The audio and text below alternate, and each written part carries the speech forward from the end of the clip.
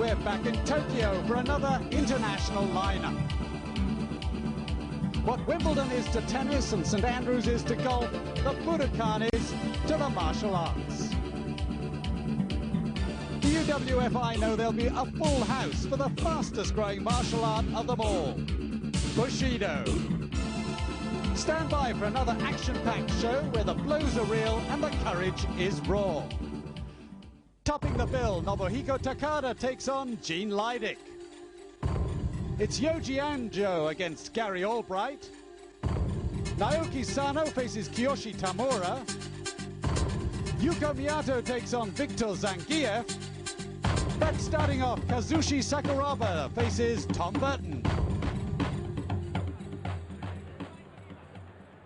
これより第2試合を行います。青コーナーよりトーマス・バートン選手の入場です。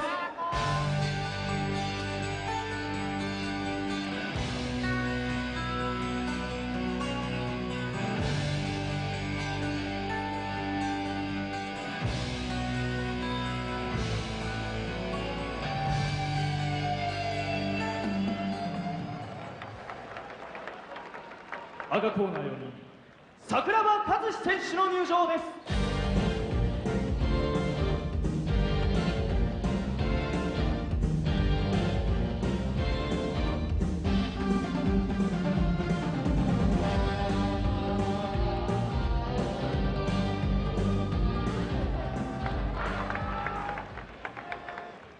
本日の第2試合20分一本勝負を行います。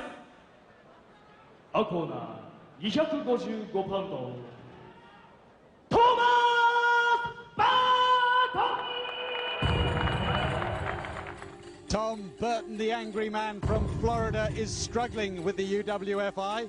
With only 3 wins in 17 bouts, no one can doubt his willingness to fight. But he doesn't seem to be improving, and his opponents have sussed out his weaknesses. He must start winning soon. The question is, can he? 赤コーナー205パウンド桜庭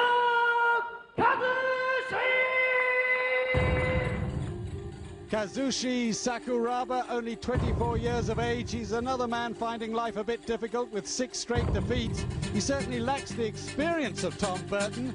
He has his best chance of victory yet. Word from the gym is that he's learning fast. They're expecting a win tonight.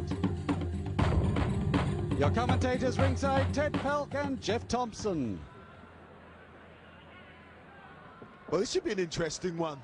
Tom Burton, the man who talks a good fight, but 9 times out of 10 doesn't deliver it in the ring, up against Sakuraba, who is rapidly developing a reputation within the UWFi ranks. Sakuraba fighting out of the red corner, Burton out of the blue corner. You notice Burton tried to close the distance right away, but he kind of slipped under. But you see, he's right on top of Sakuraba. He's doing the right thing this fight, and although Sakuraba is really up and coming and he's continuously gets better and he's gaining experience with the UWFi, training hard in the gym, I'd have to say that Tom Burton just has a little bit too much experience and weight and too much of a strength advantage over Sakuraba. We'll have to see if Sakuraba's techniques can overcome that.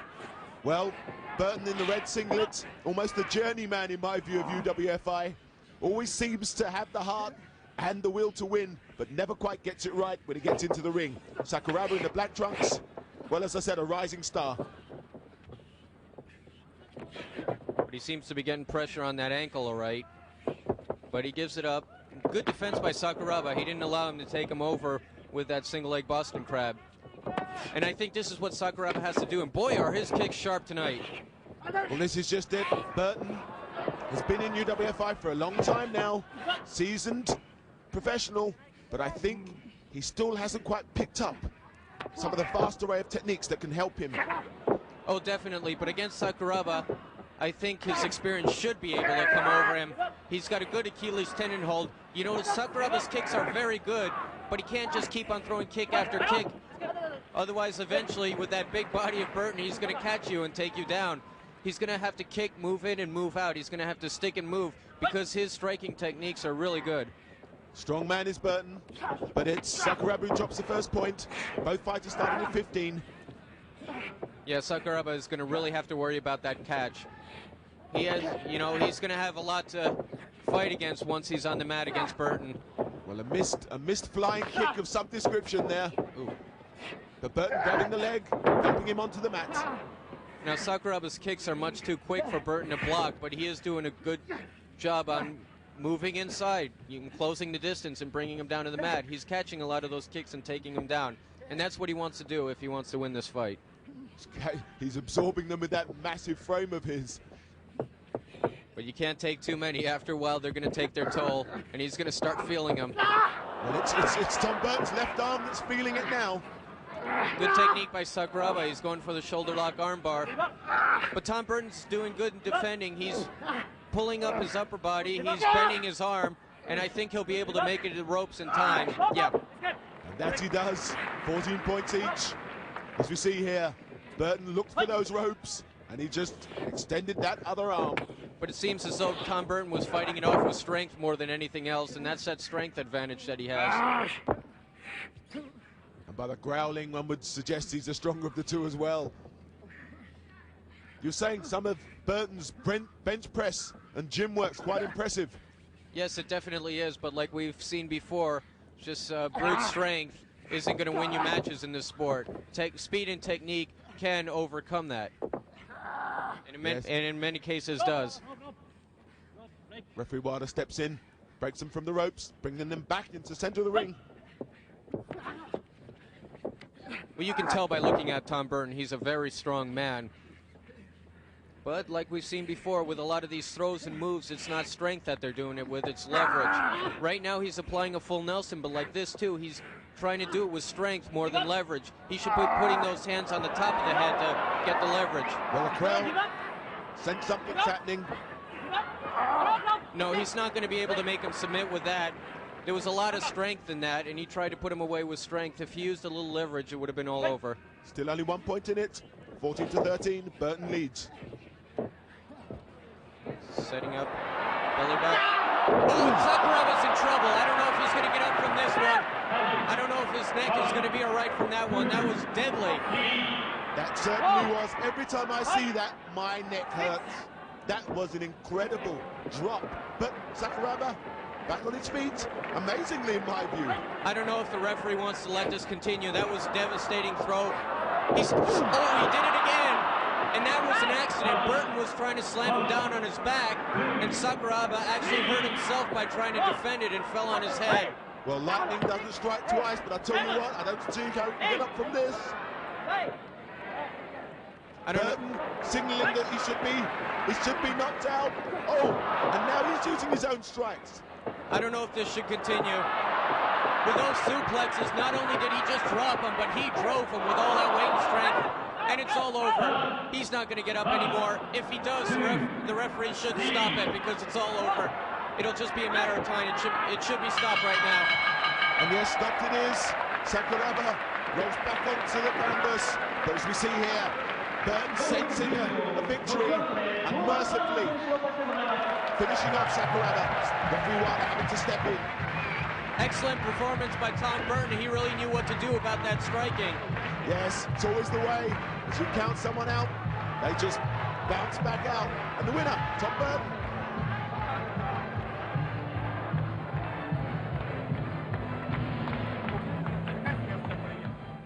Next up, Yuko Miyato takes on Russia's Victor Zangief. これより第4試合を行います。赤コーナーより宮藤優子選手の入場です。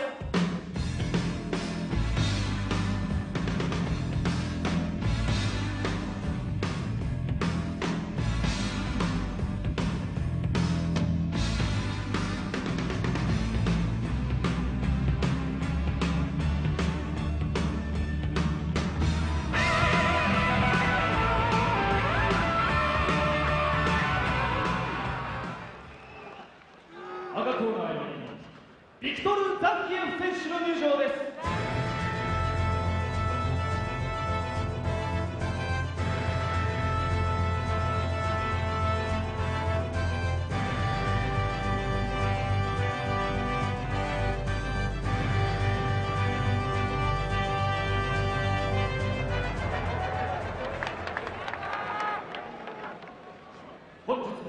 第4試合30分一本勝負を行います。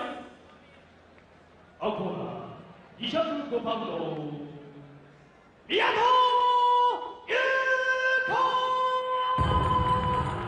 Yuko Miyato from Kanagawa, 30 years of age. He comes into this match on the back of 2 straight wins, the last one against Takayama.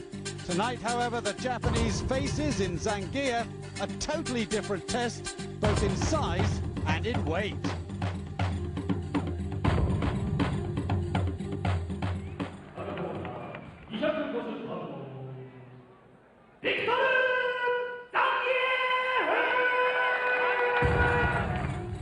Victor Zangief of Russia. Although he was defeated by Anju on his singles debut, Zangief endeared himself to the crowd with his acrobatic moves to get out of submission holds. The tip is that the wrestling Russian could go a long way.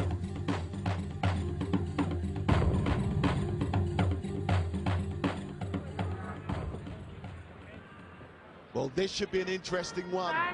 Miyato, experienced UWFi fighter, popular, going up against Victor Zangief for his second debut bout in UWFi. Zangief gave a great account of himself against Anjo in his first bout. Yeah, Miyato is going to have to go up against a big, strong fighter, and he's trying to do it with strikes, which is probably the right thing to do, and he probably wants to take his legs out from him, and then he can possibly see an opening. Ooh. Miyato is quick to get out there. I think he senses that if Zangief gets hold of him, maybe Anjo's giving him a few pre-fight tips. But Zangief is a big, strong guy, and Miyato has to worry about that. He can really push him around with his weight and his strength, and he might get hurt. And I'm sure Miyato realizes that. I'm sure he studied the last Anjo fight. And I think he's going to try to work some kicks in there, work some low kicks. Those always prove to be effective, especially against somebody who has a Greco-Roman freestyle background. Yes, we know this. This wrestler has an excellent background. Family pedigree, as well as championship pedigree. But look at this, the spin and the drop. You see the size difference. Miyato is really going to have to overcome that strength and size difference, which is major. And the arms extended to the ropes. 1 point dropped. Zangief, 1 point in front, 15-14. Zangief in the red singlet. Miyato, his black tight, spinning savate, yes. On the Rolling cards. savate. And that found its mark, and this is what he wants to do. But he can't keep on throwing kicks. He should move out before Zangief catches him. He should do 2 or 3 kicks and move out, and then move back in. But Zangief amazingly taking those kicks in the midsection. Big, Doing strong some damage guy. of his own. And look how quick he moves for a heavyweight. It's amazing, the speed. Very fast, very durable. Miyato slipping out, and a nice reverse arm hold. And very powerful as well. It's going to be interesting once they're down on the mat how Miyato's going to try to overcome Victor Zangief's power. Victor Zangief can really fling you around when he wants to, especially with his weight and strength advantage. And Miyato knows that. He's going for the crosslock on the arm. Crowd chanting Miyato's name. And the pop-up like we saw last time. Great stuff. And he's really showing Miyato something. Miyato's just smiling. Which is unusual. Normally a very serious man, nods his head. What do I do with this man? The crowd loving it. He looks confused, and he doesn't want Zangief to get his arms on him. That was an excellent display of power. Excellent technique and throw there by Zangief. Look at this. Miyato actually going along with the throws to prevent damage on the joints. Because if you try to block those, you can actually injure yourself. Especially with that looks painful. What is that? He's working on the back. Miyato quickly out of it. Well, I've never seen that technique before. And that has certainly stretched Miyato in more ways than one. 15-11. Miyato taking the count. Those were some devastating throws, but right after he goes into the submission hold, wrenching Miyato's back. Incredible. Zangief light on his toes too for a heavy man. Miyato should just try to be on the... He should be in the standing position. He should try to work those kicks. If he distracts Zangief enough with those low kicks, Zangief's hands will probably drop down and it'll leave an opening for his head. And I think that would be Miyato's chance, big chance. Zangief has a 5-point lead, leading 15-10. Referee Wada stepping in and actually talking to Zangief about an infringement. I'm not sure if you can see it here in the slow motion replay. Yes, a knee to the groin there. And 1 point is taken away. And Miyato, I don't know why he wants to get inside with Zangief. Once Zangief gets his hands on him, he's just going to fling Miyato around. Billy. Uh-oh, I don't know if he's going to get up from that one. As I said, from here, that looks painful, feels painful. And Miyato, he's back on his feet. I don't know if he's feeling pain. He's either in extreme pain or numb. Numb may well be the right analogy. Oh, yes. Beautiful scissors. Take that forward. That's it. Look at that takedown. What do you say about something like that? He jumped up in the air for the cross lock on the arm. A very unusual technique, but it's effective. And what an impressive win for Victor Zangief. Yes, different class. I think this fight is going to have a great future in UWFi. Miyato left to reflect. Zangief leads. The winner, Victor Zangief. Great stuff. Miyato feeling the effects of some battle. And I'm surprised Victor Zangief came out with a beautiful submission hold. I didn't know he knew about submission coming from a Greco-Roman freestyle background.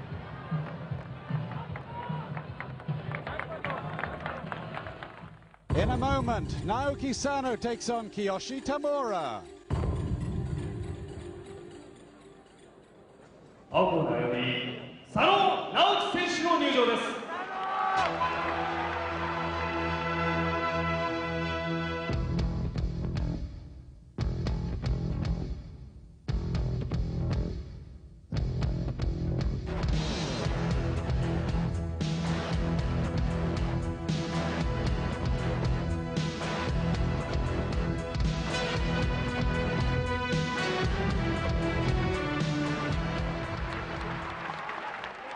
赤コーナーより田村清選手の入場です。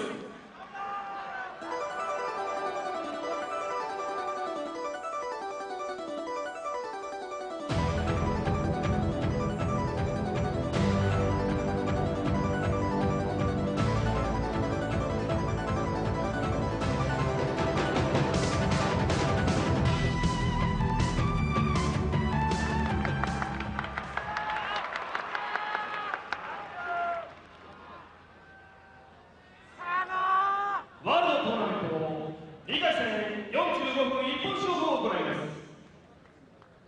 青コーナー220ポイント、日本、佐野直樹!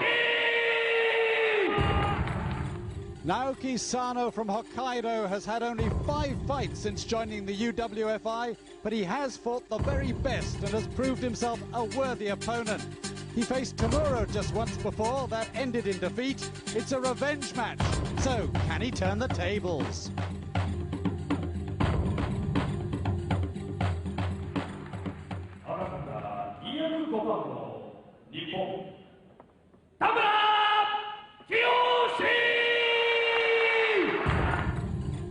Kiyoshi Tamura, only 1 defeat in his last 5 matches. He's now showing all the hallmarks of the complete fighter. Perhaps only Takada can compare with his all-round ability. Certainly Sano must be on the lookout for his kicks and his submission holds.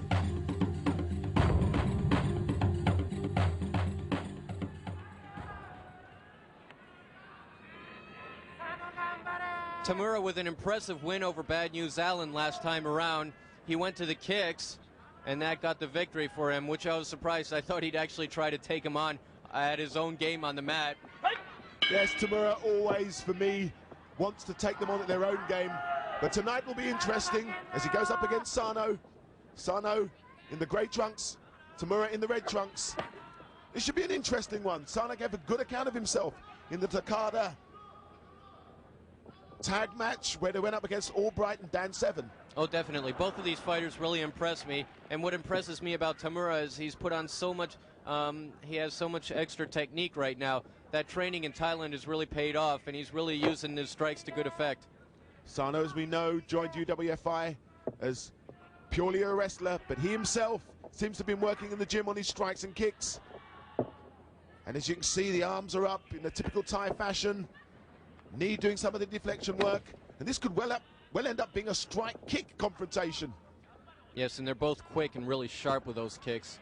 And it's different from in kickboxing because these guys are heavyweights and they're putting all their weight into those kicks when they find an opening. As we see here, both aiming to now go to the mat, where they're both very skilled. And they're both very skilled on the ground as well. Crowd appreciating that very quick exchange. Sano offering his left arm. Tamura's really come a far way. He's really worked his way up through the ranks, and he's one of the top-class fighters right now. Yes, I remember him in his early days, young, raw. Oh, yes. And that's one danger about lifting your knee too high to block the kick. He'll go right under it and take out the left leg. Oh, a nice switch strike to Sano's head, followed up with a nice low kick to the thigh.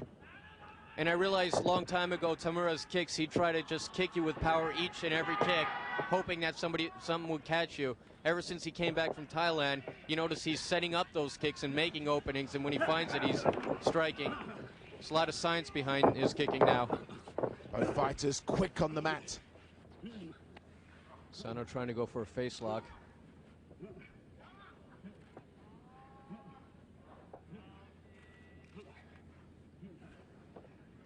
Sano looking for that opening, looking for that leverage that could end this bout so very quickly. Both fighters starting with 15 points. Neither fighter yet to drop a point. Looked like we were going to see a clock head scissor hold, but quickly he switches off and feels a little bit more comfortable with that double wrist lock. And he's doing pretty good with that chicken wing. He's really wrenching that arm, and he's kind of pushing it into a straight arm bar, but Tamura, the master at escaping the submission holds, and he sets up his own cross lock on Sano. That was an incredible reversal of fortunes there. And it's Sano who's in trouble. The crowd are sensing it. But Sano himself now trying his own escapism to good effect. There's so much going on up there. Many of these techniques, they're really not pretty, but they're certainly effective. And the art of escaping submission is just as important as trying to apply a submission. Have to agree with that. Shoot sign being offered to Tamura. Not even being acknowledged. I'd have to say, as far as mat work, Tamura's probably one of the best in the UWFi. Yes, without a shadow of a doubt. I think you saw there the confidence he had. That whilst even seemingly in trouble, he was there talking to Sano, almost gesturing to him. And you see how he's preventing the pressure from that Achilles tendon hold. He's doing the right thing. He's putting his arm under Sano's arm, which is pulling up. It's pushing on his ankle and pulling back up on the foot. And that's what hurts the Achilles tendon. Nice close-up of the type of intensity and pain that can take place between two fighters in an almost seemingly non-eventful exchange. But it's Tamura who made it to the ropes first. As we see the first point dropped. Sano with a slender 1-point lead. Look at this. Yeah, and with this Achilles tendon hold, Sano really shows that he knows what he's doing on the mat as well.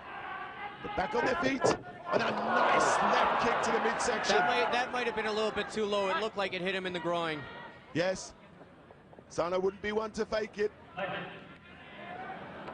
And we have a timeout right now. Some time for Sano to recover. Yes, and he'll be given all the time he needs, but it looks like a quick recovery. Both men sportingly shake hands. The crowd appreciating it. The blind side, that looked at a very good kick. He stepped up to the side beautifully there, Tamura. And look at those fakes from Tamura. Yeah, he just needs a little bit more distance, in my view. And a little bit more recoil in those kicks, and he could well find his mark. Then again, maybe he's not trying to put him away from the kicks. He's trying to set him up for a suplex. Yeah, you never quite know what's going on in the mind of Tamura. Sano trying to get the knee into the face, but unsuccessful. Oh, good kick. Tamura gets out of the way. And Tamura just showed, hey, you're not the one who can do the kicks better than me. The crowd absolutely exploding with excitement and appreciation. That was an interesting little thing that we don't see from Tamura too much. He actually got out of the way of the kick, but knocked himself off balance getting out of the way. Then he just popped up. That was interesting. Almost kind of looked like Victor Zangief. Yes, great athleticism. Yet again, the fighter showing all-round ability and showmanship. Nice single leg. Trying to set up a submission. He's probably going to try to go for a single leg Boston Crab.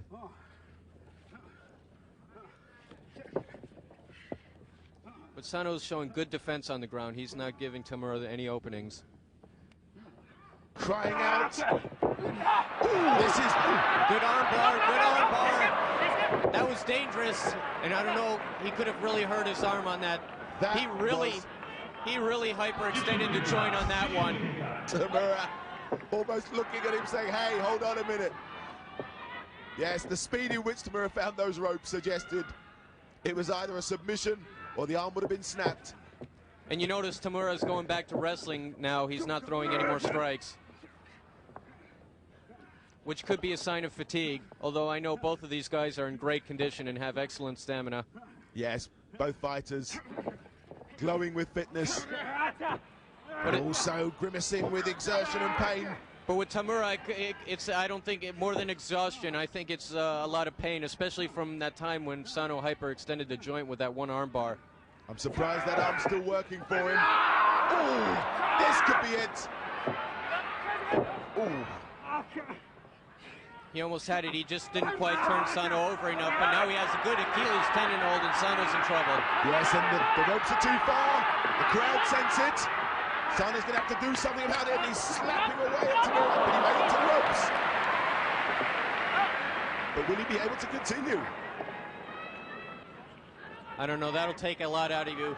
Like I always said, the low kicks take a lot out of you. Take away your footwork, so do these Achilles tendon holds and heel holds and cross locks on the knees. It was slaps of desperation there. But he's going to the strikes once again. Tends to be kicking towards the knees and the shins, which can't be a good plan. He's got to start working the thighs, the stomach or the head.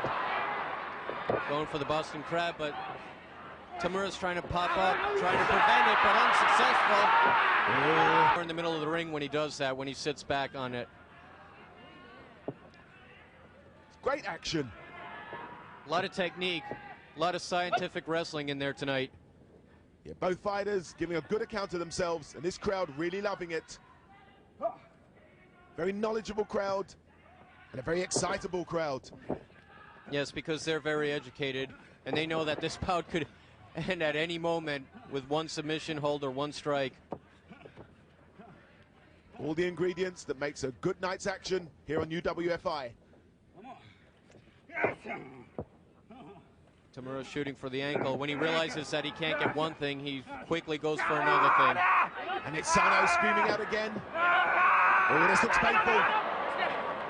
Oh, well. The right arm of Sano finds the ropes. 13 each. Sano struggles back onto his feet. The sweat pouring off both fighters now. We talk about combinations of punches and kicks and knees, but with Tamura, it's like a combination of submission holds. If he can't get one submission hold, he doesn't force his way into it. He just lets it go and lets you. He moves along with you and tries to set up another submission hold and goes after something else. Yeah, but he's after something else. With those strikes and that knee to Sano's right rib cage. Belly to back, but Tamura keeps onto the arm. He obviously didn't get the bridge enough on that. He didn't slam him on his head hard enough. How Tamura is still able to gain advantage after being dropped on his head amazes me.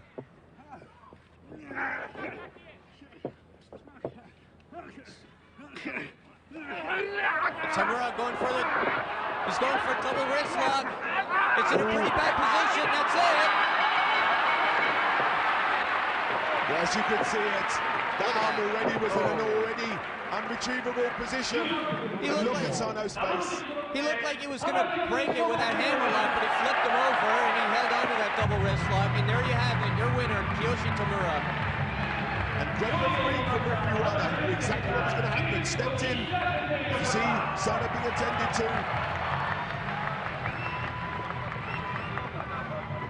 What an impressive win for Tamura, and he's really used his kicks to good effect.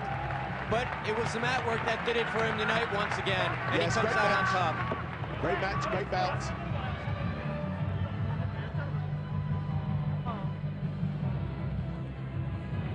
Tamura stretching his record to 16 wins in 21 outings. The youngster certainly on the up and up. Now the one the crowd's been waiting for, Yoji Anjo against Gary Albright.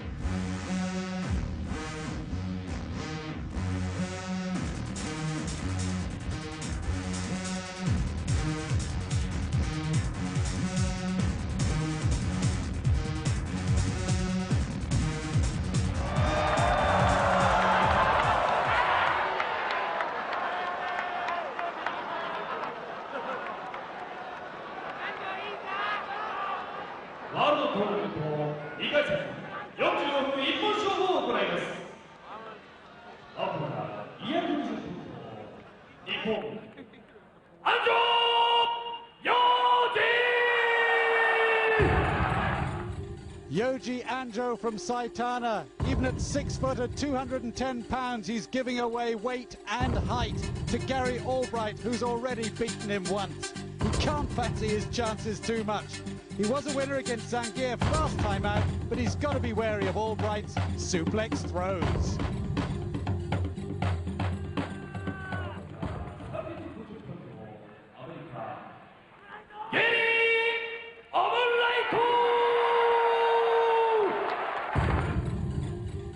Gary Albright from Montana in the USA. He's out to improve his tremendous record. Only one defeat in 17 bouts. He defeated Anjo in his very first UWFi bout. Despite his height and weight advantage, he's really quick. And that is the remarkable thing about this man, his speed around the ring.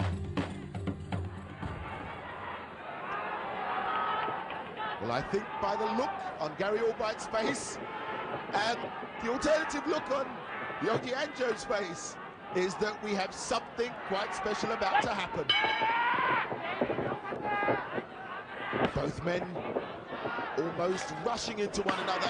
Albright fighting out of the red corner, Anjo out of the blue corner, and Albright isn't happy about something. I'm sure Anjo has something up his sleeve for tonight. He suffered a loss, and not only did he suffer a loss in a singles match before, but he got hurt in the process when he got knocked out. Albright motions him to come on. Albright almost giving him his left leg. Ooh, nice technique down there. That was a nice trip. But I don't know if he wants to be down on the mat with Gary, knowing his wrestling technique. I would not want to be on the mat with Albright. Anjo's chance has to be with his superior kicking and striking ability, and he's got to use that speed. It's a tiger versus the bear. And if Anjo's going to be running around the ring, Gary's going to have to close the distance and cut him off. Oh, I don't think he's going to get the chance, though. Albright seems to be setting him up for something big. And he's keeping him down on the mat right now, and this is where Anjo doesn't want to be. And he's trying to get away. Yes, gets away, shakes his head, clears the cobwebs. Albright just never seems too flustered. He just seems purposeful and menacing. But if Anjo could just catch one vulnerable point with a submission. Ooh, good belly to belly. Anjo's stunned. Stunned, as you can see the eyes flickering. Albright just trying to turn that left arm of Anjo's. But you can never be too sure. If Anjo can just catch one submission hold on a vulnerable point, he could put Gary away too. But at this point, it looks like Gary's taking control of the match. Yes, as we know, strength counts for nothing on the joints.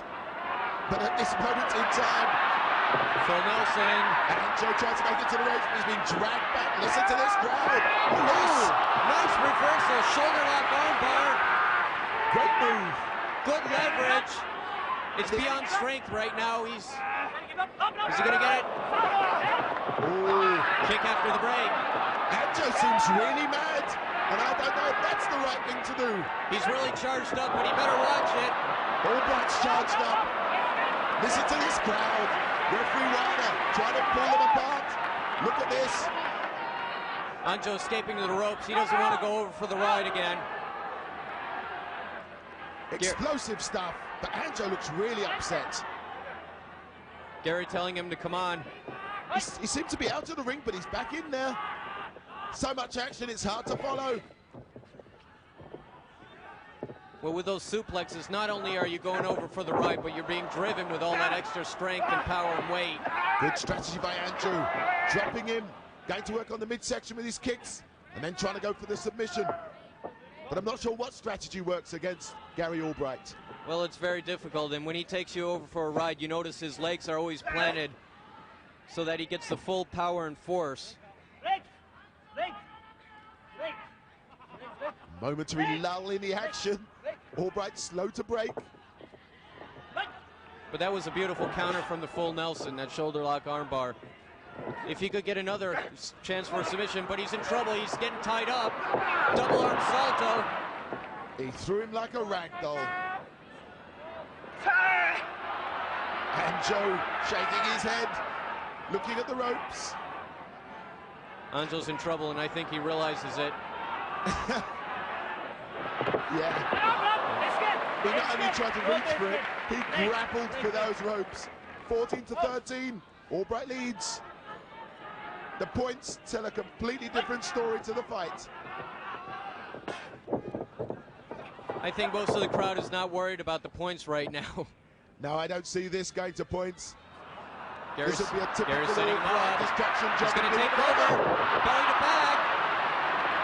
I don't know. He could be out right now. He's going for the full Nelson. The crowd. He's going for the full impact right on the back of the neck. That has to be it. Again, the count. Well, forget it.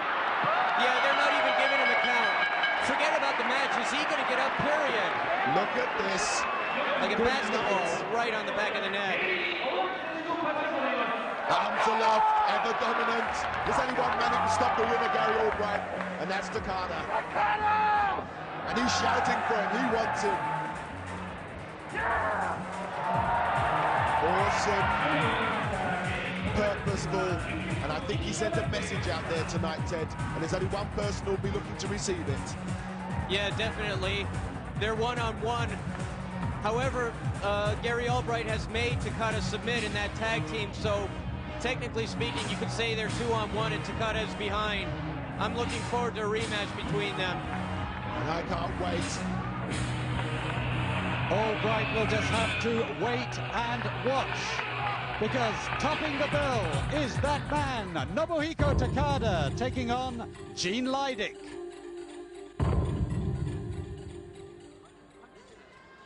青コーナーよりジーン・ライディック選手の入場です。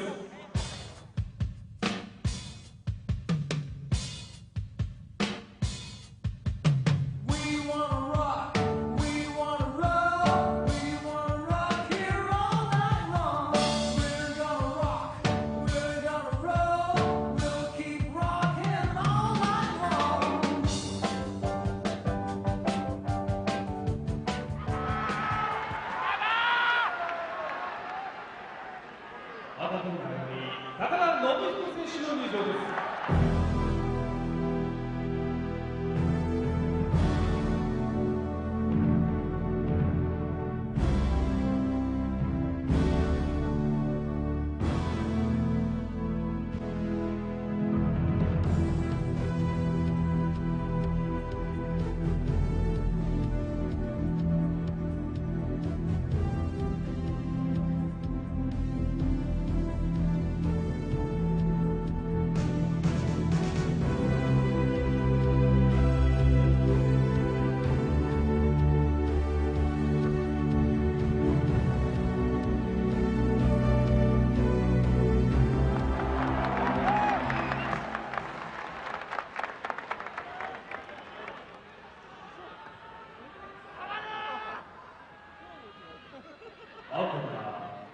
第2回ジュニアリーグ戦優勝者210パウンドアメリカジン・ライデック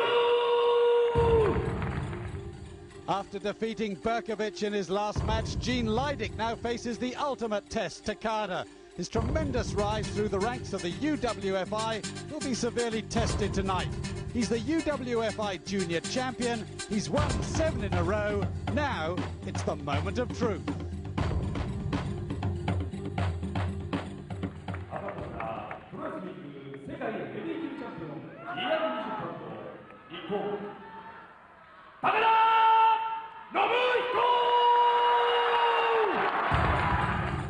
Nobuhiko Takada, the crowd's favourite, will not be taking this fight lightly. The world champion will be out to stretch his superb record of just 1 defeat in 22.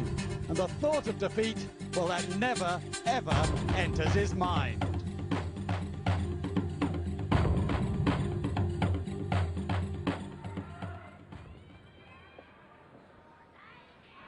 Well, after the last fight, I'm sure Takada knows he's going to have to go up against Gary sometime in the near future.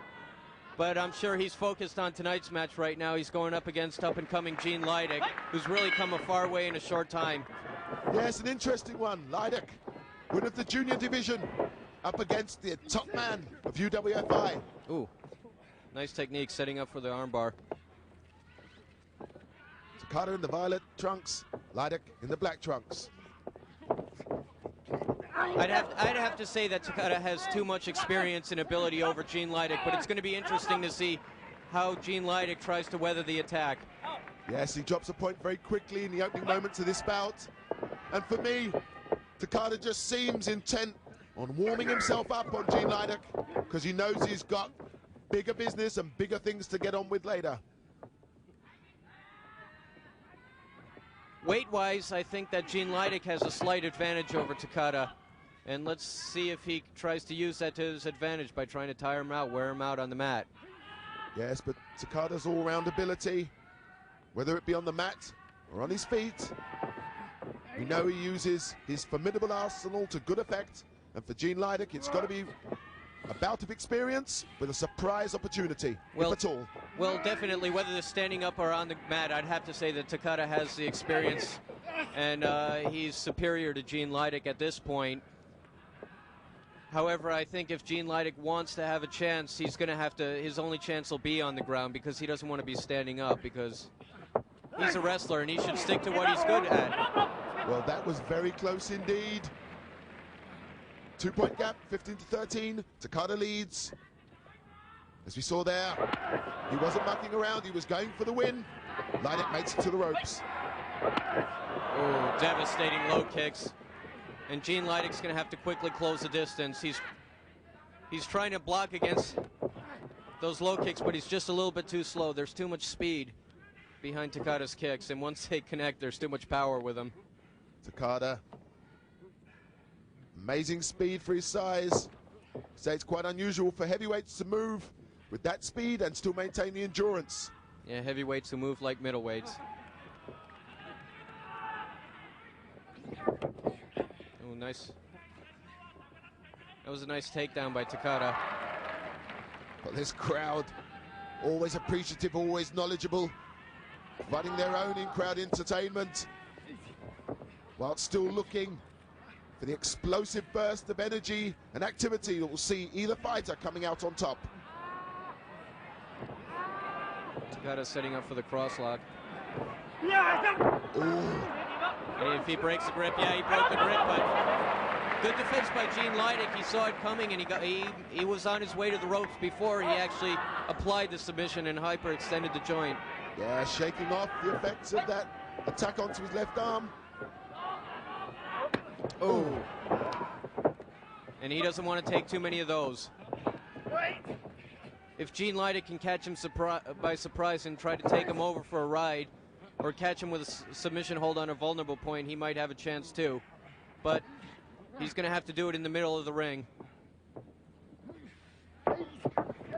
Takada looking very relaxed. Leidick trying to kick Takada off, but you don't move that size, reputation or ability off easily. But Gene Leidach's doing the right thing. He's putting his hand under Takada's right arm, and he's trying to counter that Achilles tendon hold. Takada doesn't look like he's in any rush to immediately finish this match. He makes Gene Leidach escape to the ropes. Yes, 15-11 lead. I think Takada realizes at this point that he can end the bout anytime if he wants to open up with his kicks. Yes, this looks more like a training session for Takada. But he shouldn't underestimate Gene Leidach. Gene Leidach, a hungry, talented, very dedicated UWFi newcomer.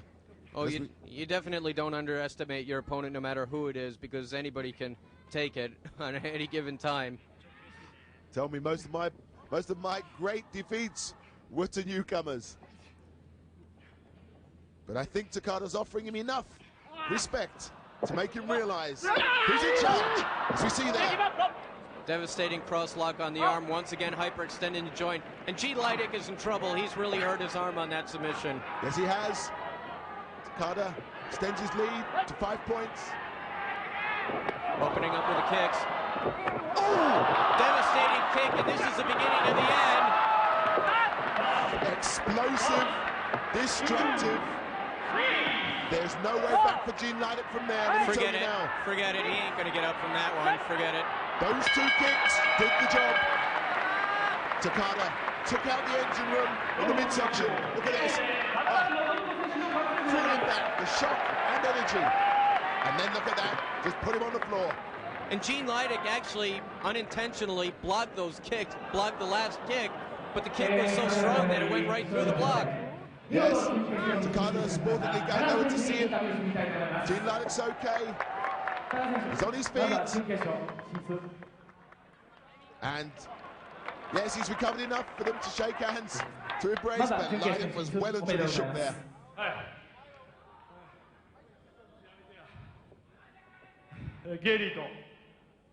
Well, I'm going to fight Gary next time. So I'm going to be training from tomorrow. So please come and watch me. I'll do my best. Well, the winner, Nobuhiko Takada, who now goes into training for the big man who's just on the outside of the ring. And look at this. All Right wants it now. Referee White is in between them, and it's a brave referee. All Right wants it. This is going to be some confrontation, and the look says it all.